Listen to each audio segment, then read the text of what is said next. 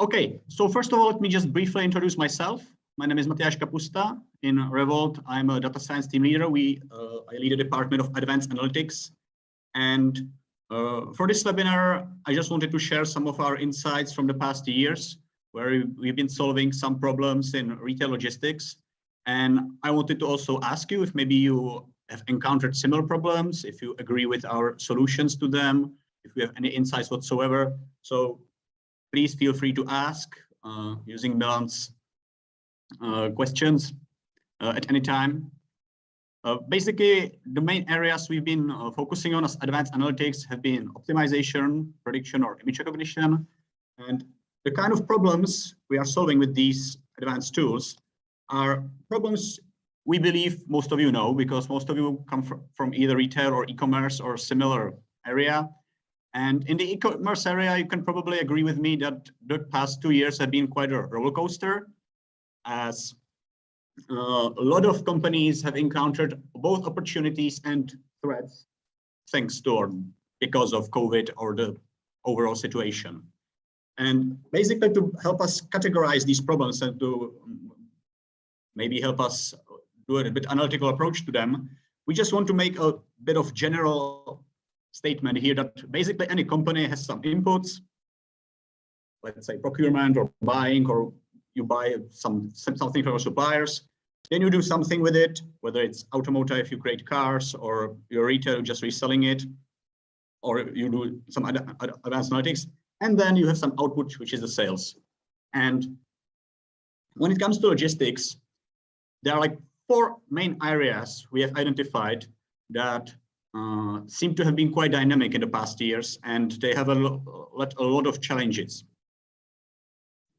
One of them is inventory availability, which basically means, yeah, you need to make sure what you have available at the right time, which is basically includes for both the inputs when you buy something, everything that happens in your company, in the middle, in the operations, and then what you sell. Of course, the other area, which is like buying, makes mostly on the left part of the screen, that's input and operations. Then you optimize something in your warehouse, and then you have something that you sell and you don't know when to sell it. That's the area of demand uncertainty. So these are like 4 major areas. Let me just briefly talk about each one of them before I move to specific case studies.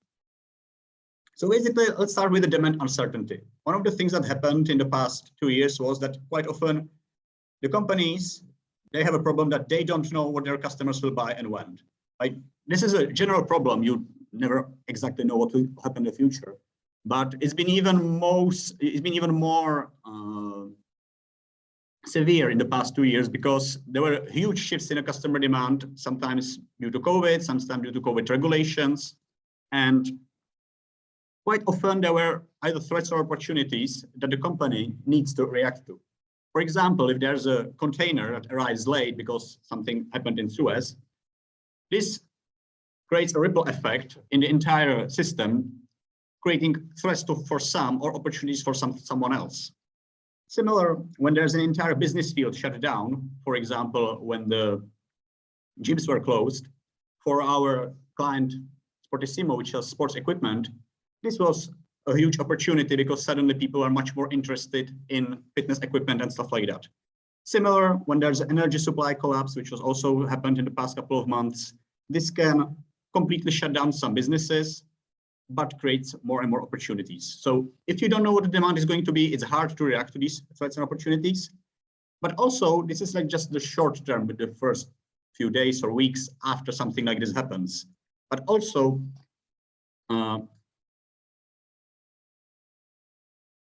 there's a problem when you can't really optimize in the longer term, let's say in months or quarters. Because if you're not unsure about the demand, it's very hard to optimize your replenishment. That means putting the products where they need to be, or your logistics or infrastructure. So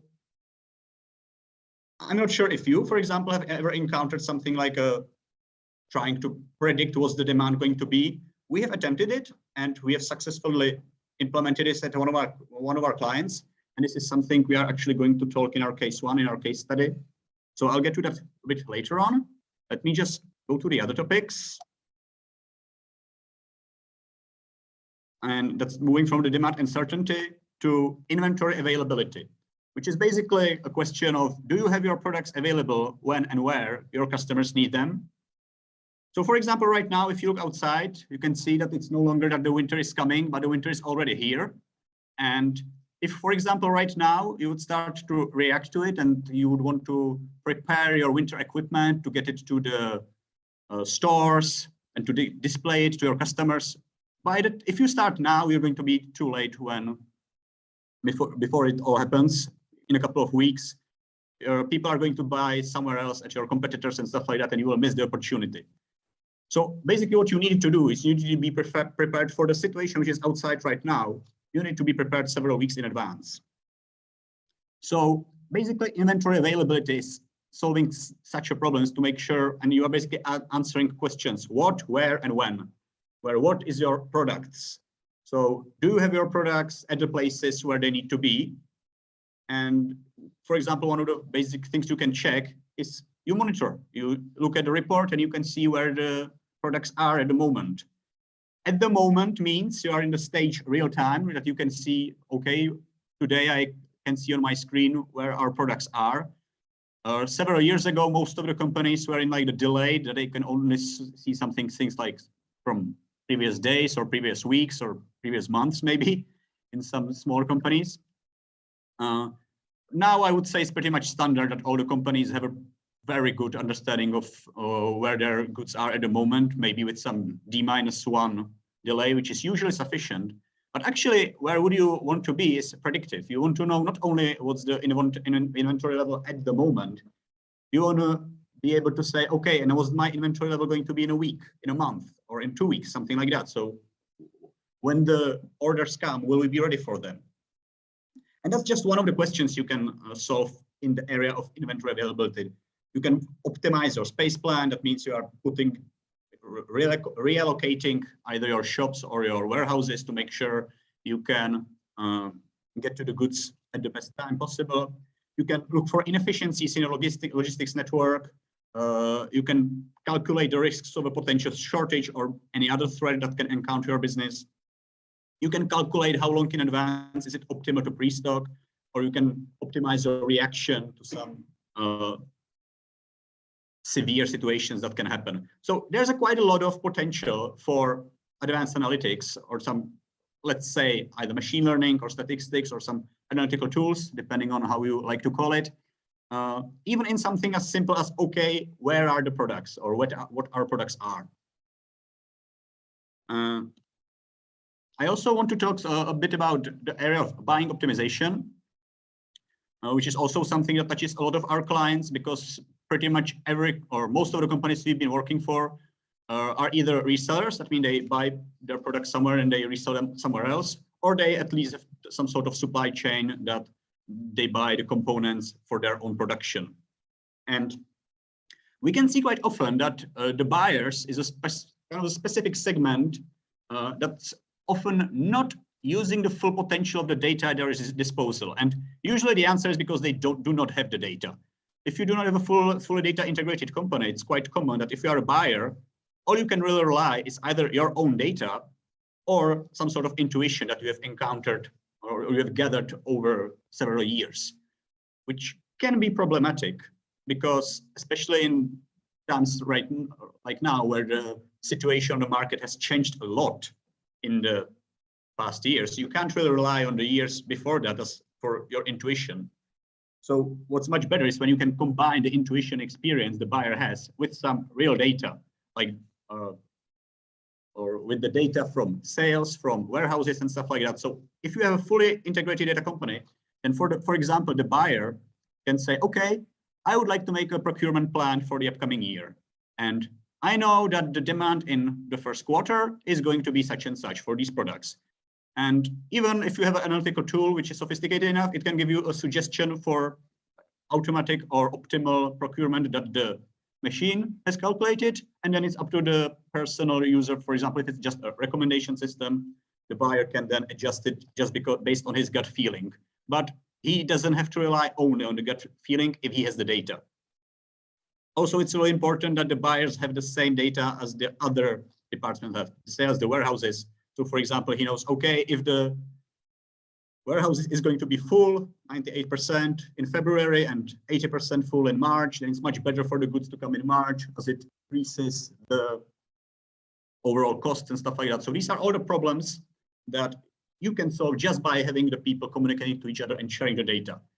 To me, that's still not really advanced analytics. That's just data integration or democratization, where, for example, some more sophisticated techniques can be used is when you try to calculate, for example, the probability levels. So, okay, we want to be sure, we want to buy enough that we can satisfy the demand in like 98% of cases. So how early should we buy? How likely is it that if we buy something, it's going to stay unsold and stuff like that? And we actually do have another successful implementation of this case as well, which is the buy-sell report we have done for Sportissimo, which is also driven by the demand prediction model we have mentioned. And that's actually going to be the topic of our first case study. So basically, what's the situation? Let me just briefly describe the client for those who are not aware of who Sportissimo is. It's basically quite large company as for the sports retail, quite a big player in certain Central and Eastern Europe.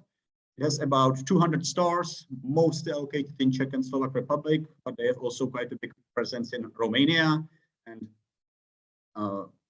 some small numbers of shops in Hungary and Bulgaria. And they also have quite a large e-commerce, especially during the COVID times, where majority of their sales obviously had to move e-com, which is probably something that you have also somehow encountered, maybe in some of your businesses. They have a really diverse set of products.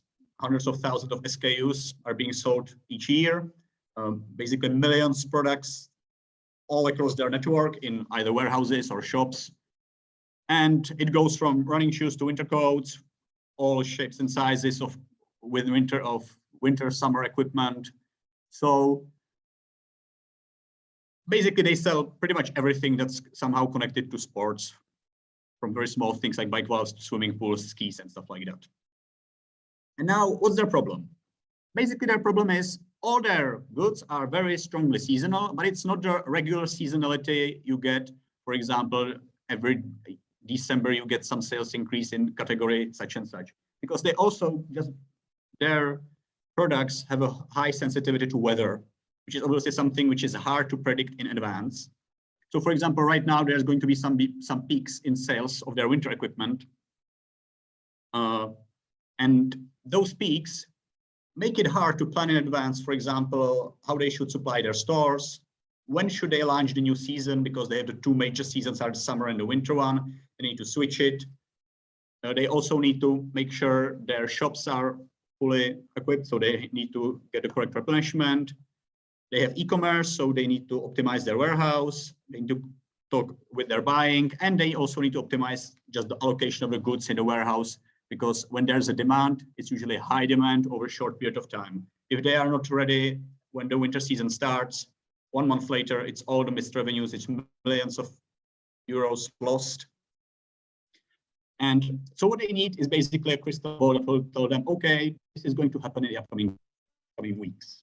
And obviously during COVID, this was even more important because, for example, if I would be looking at the ski sales from this year and the last year, the situation is completely different. Even when the last year was also COVID, just because the ski slopes are now open and they weren't in the past year. So this, you can't really just rely on past data and say, okay, it's going to be similar as the last year. The situation is really different and you can either win or lose quite a lot of money. And all this has to happen on quite a large scale because you need to have it every day, you need several weeks in advance, you have 200 points of sales, and you have tens of thousands of products actively being sold each and every day. What we did was basically we created a prediction tool that gives the customer exactly what he asked for. It means daily they get a report that's saying, okay, this product is going to sell this and this much at all of your points of sales and stuff like that. Basically, by making about 10 million predictions every day, this can serve mostly for the warehouse because the largest value for the prediction is actually at the warehouse e-commerce because quite a lot of products go through the warehouse. and then they can prepare their equipment beforehand, before the peak actually arrives, which helps them quite a lot, as you can see at the right side, where there are the benefits of our solution, which is basically that the total workload of the warehouse was reduced by 10%, and some critical KPI. Without going into much detail, the KPI was basically some high, basically the most expensive part of the workload. Let's call it this way. You have different part of workers in the warehouse, and the most expensive one of them are the ones that need to react quickly. We have been able to lower that KPI, which was the goal, by 33%, reduce the costs. So just in the warehouse, immediately there was an effect that basically paid for the solution in less than a year. But also there's a secondary usage, because of course, if you have a crystal ball that can tell you with some level of validity, what's the demand going to be in the upcoming weeks, suddenly you can use that for your marketing. You can use it for the inventory optimization. You can use it even for buying, because suddenly you have a pretty good idea how well your current inventory levels satisfy the future demand. So yeah, we've been testing it basically since 2 years ago. Last year, we fully launched it. And basically the other positive effect of this was increasing in revenue, because if you have the goods ready, not only is it easier for your warehouse and for your logistic network to operate properly, it also makes it that your customers find the goods when they need them and where they need them. So that obviously increases revenue, and it's basically a win-win situation for everything, because you are reducing the inefficiencies and decreasing the costs while increasing the revenues. So that was basically a case of demand prediction. And now, because I've been talking for quite a long time, I will pass the word over to my colleague Standa, who is going to tell you something about a completely different client from a completely different area, but who's actually has very similar issues. So passing the word to Standa. Hello, thank you for handing me the word, and I will briefly introduce myself before I start sharing the screen. And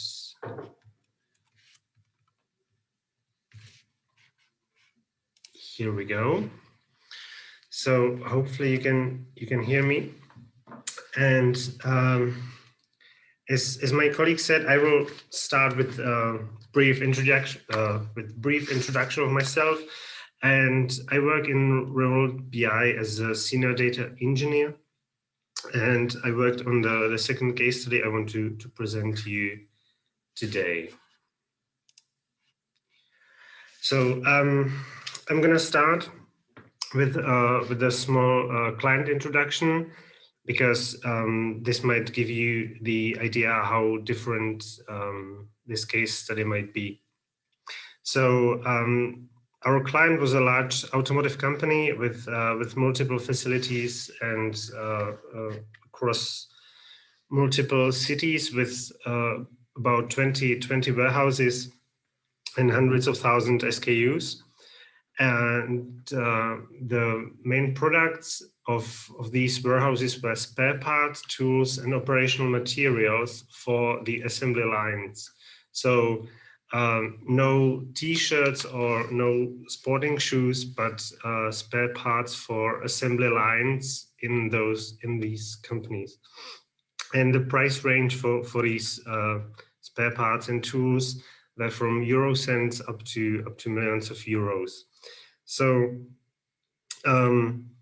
this you would call it maybe a slow-moving warehouse, because it's not about e-commerce, but some spare parts for assembly lines, and you have a totally different demand for these parts and tools. So as you might imagine, this type of stock is very different from what you have seen or heard from my colleague. And hence we needed to approach these same areas as my colleague told you, totally differently. So you might have seen this slide, you might have heard about these issues and problems in logistics overall, but I'll give you a few seconds to think about what these problems might be in our case for these warehouses.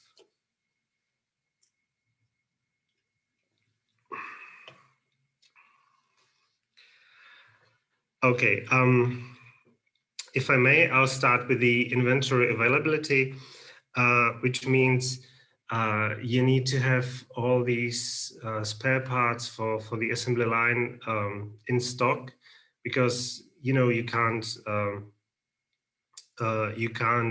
stop the assembly line and don't have the parts in stock, because if you would wait several days or even weeks for the spare parts to come to your stock, you'd have to stop the assembly line. And if you have tens of thousands euros per hour when your assembly line is stopped, you just can't afford that.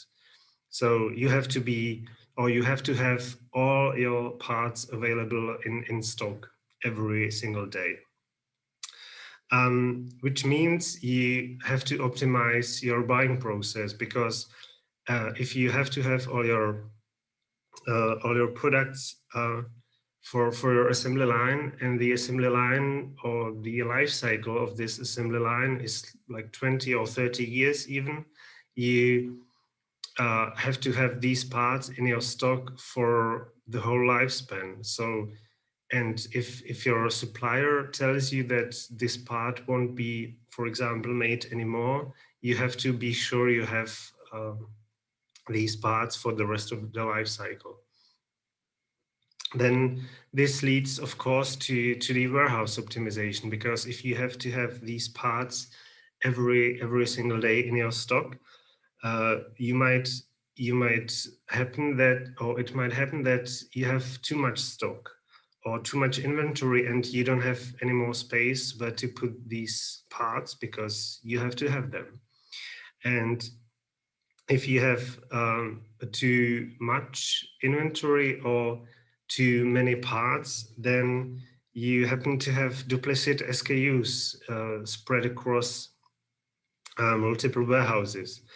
And then for this client, we happen to took part in a hackathon 2 years ago, and we actually won the hackathon with our solution how to deduplicate these SKUs. So we've been helping them even with this case. And the last thing is the demand uncertainty, because you actually don't know when the assembly line will break. Of course, you don't want to happen that at all, which would mean you don't need the spare parts. But we know usually things break. But so you don't know when this will happen. So you have to be prepared, because, as I said, when the machine will stop, you will have a lot of opportunity costs. Okay. Hopefully you got a small idea. So I'd like to switch for some live demo, which we prepared for you. So let me share another screen if that happens. So I've moved to a demo. Hopefully you can see a Tableau screen. And I've prepared this model with several dashboards you can see. Okay, as I said, we prepared this model for our spare parts for assembly line warehouses. So what you can see, or what was the first topic we had to address?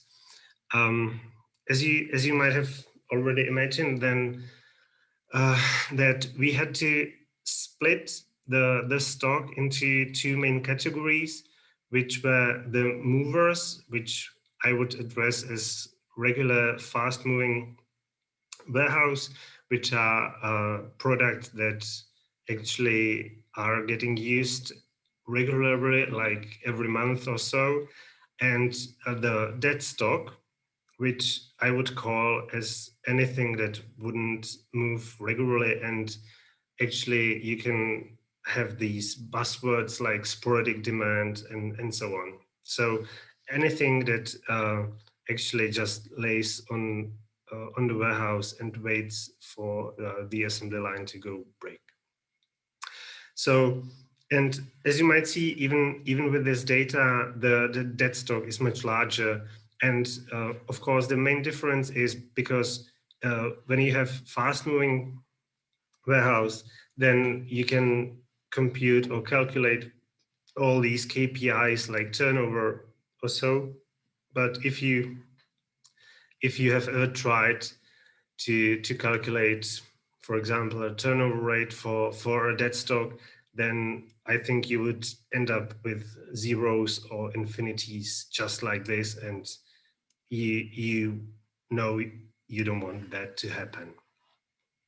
So when we divided this stock to movers and dead stock, we can just jump to the movers section where you want to be able to come up with several scenarios for how long you want your products to have. So for example, if you want to be able to supply your assembly lines for a month, then you would end up with the green bar. If you want to have scenarios for 3 or even 5 months, you know, your stock value will be definitely larger.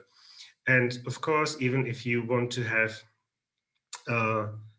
your stock ready for more than 5 months, which of course in several materials might happen because of the lead time, especially in these days, then you of course will end up with some dead value as well. So after having these several scenarios, which are of course defined by our parameters that are in the model, you can just manipulate everything in this model with these parameters. These numbers will of course shift to be able to supply the data. Okay, so when you set up your strategy here for how long you want to be able to supply your assembly lines, you can see then how your strategy would apply to specific materials, which means we have our strategy set for 5 months, and the next suboptimal value would be the borderline stock, which we set to 14 months, which means anything you have between these 5 and 14 months, we say, okay, you just leave it in a stock because it would be more expensive to get rid of it, and you would have too many opportunity costs to get rid of it now. You just stop buying these materials and wait for them to get out of the stock eventually. But anything which is up or above this 14 months level, it doesn't make sense to store it over a year in a stock and it doesn't move. Okay, then maybe I might have lied in the beginning. As I said, it is only a model because it is also a tool for the persons in the warehouse that will work with this Tableau dashboard. So it is of course clickable, and you can just select your warehouse, and if you want to check your specific material, you just click on it and you can see the detail. And this will show you the history of this specific product. So we have a 5 years history here, and of course you have the special parameters here. So for example, in this product, you have optimal stock of 2 units, the borderline stock would be 4. Right now we have 7 in stock. So here comes the decision from someone in the warehouse, and one of the methods for management of these products would be these order and maximum level, which is how you may adjust these materials which you might have too many. Of course, you can see the history just to be sure how to adjust your specific levels. If I go back, the last thing I want to show you is how do you see the dead stock. This dashboard might look similarly to the one before. You have also the list, and if you check the specific material, you also, or what we also did was to be able to tag the material. So this means that if you set up these order and maximum levels, you will just tag the material in a separate Google Sheet, and this will just transfer to the Google Sheet, and you'll see then that this material was tagged, and you don't need to go through this material again and again. Okay, so this was my demo.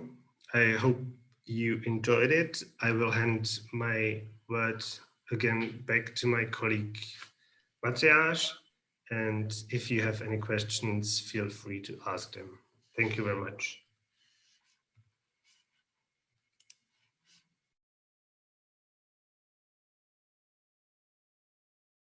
Okay, thanks to Standa. And now I'm going to briefly talk about our last case study,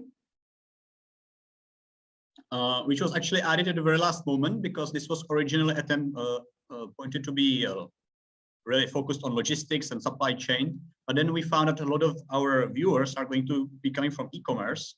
So the last case study is actually not that directly linked to logistics, but it does. It has something in common with these logistical problems, in that it also agrees that there are some inputs and outputs of your business, and the problem that you have here is that you don't have it actually under control, because everything that we've been talking about so far, like your stocks or the sales and stuff like that, you need data for these models to work. You need correct data and precise data, but you always have only part of information. You only know what's happening in your company, and your company is usually only a small part of market, unless you are very lucky. So typically what you do want to have is some idea about what's going on in the other parts of the market. I see there are some questions and answers. So maybe right before I delve into the other case study, I may pass the word back to Standa. No, Matthias, while we have been please. talking about, the question was, Matthias, how do you differentiate your dead stock and extremely long lead time SKUs and manage the purchase in your model? So maybe, I don't know, Standa, if you want to answer straight away. Okay, I can answer it live maybe.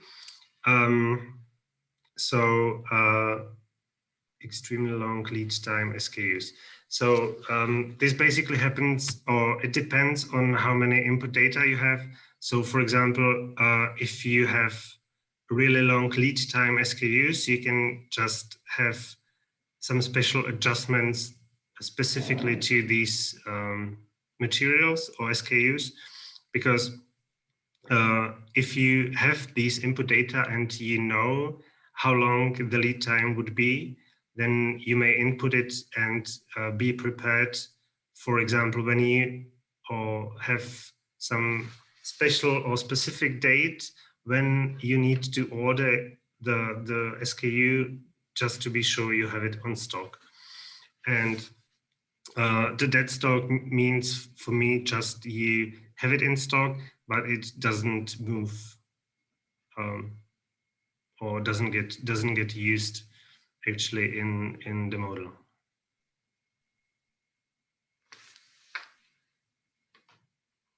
Okay, then I guess if I'd answer the question, I will hand my word back to Matthias, and we can do it in chat if you have a follow-up question. Thank you. Okay. So if we are going back to our last case study that I promised, basically what our client wanted, our client was Stock, one of the large players on the alcohol market in the Czech Republic. They went to the idea that they want to use some external data about the sales. One of the sales was, okay, we do sell only part of the market, and we would like to use some of the info that's available from our competitors in the data and stuff like that. So basically their idea was, okay, if we, for example, launch a new product, let's say a new flavor of Božkov Republic rum, and the product performs somehow, they want to know if the product performs well because it's a good product, or because rums sell well in general, or because they have got a great marketing campaign and stuff like that. So the idea was our data about input output is incomplete, and we want to add something out market analysis. So their solution was, let's use the external data. There are companies that focus on collecting the data from entire markets, such as Nielsen. They collect data from the supermarkets, and they get some pretty much idea what's happening in the market. The problem they face is that each one of these suppliers has a completely different product mapping or product catalog. And if you want to compare the products to each other, you need to map them together. Because otherwise, something that you see a product with a as SKU ABC123 in some other catalog, you want it to map to your product X that you are selling. So you have basically two options here. Either you can do it manually, which is very hard if you're saying thousands or tens of thousands of products and it really doesn't scale well. Or you can use some advanced analytics. In our case, we used a text categorization tool. Basically, by analyzing the text data info about the product, we are able to match tens of thousands of products from around 15 different external data sources. And the big advantage about the analytical solution to the manual solution is that it scales much better. Adding each external data source, which is easier and easier than the previous one. So this allows our client to basically advance or scale up the solution as much as he wants. So that was just a brief detour from this world of logistics to some sort of managing the external data generally, because that's also something people are quite interested in, because one of the things that's happened now in COVID times is that you have much less data at disposal, for example, your time series. Now, if you are lucky, like, for example, Standa mentioned in the automotive,